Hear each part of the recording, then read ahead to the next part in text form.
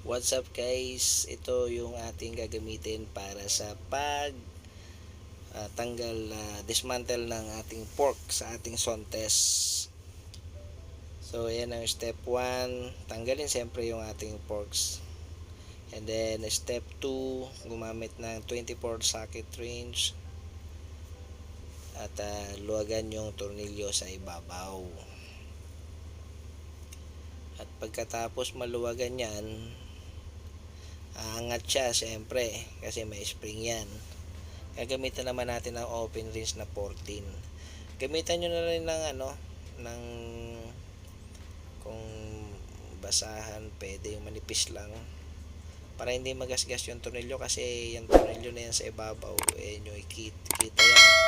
Ayan yung nasa ibabaw nasa ilalim ng handlebar. Pagkatapos sa makalas, ayan, itaktak nyo lang yung itaktak mo, taktak na yung lumang langis.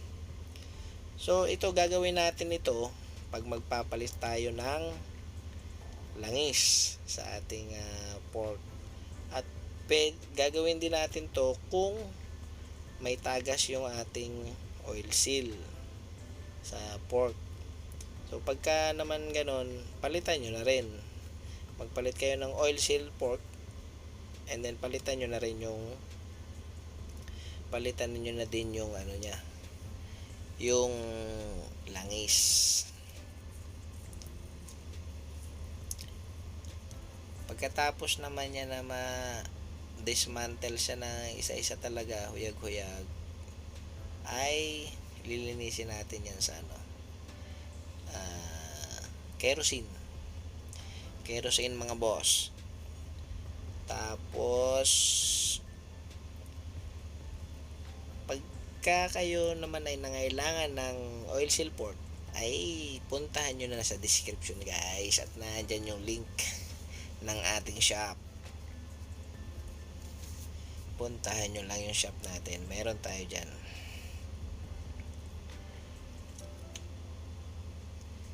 So ayan guys, siguro na baka naiingayan kayo sa akin, ay tuloy nyo lang yung panunod para matapos nyo yung video na yan sa ating pag-dismantle ng port ng sontes natin.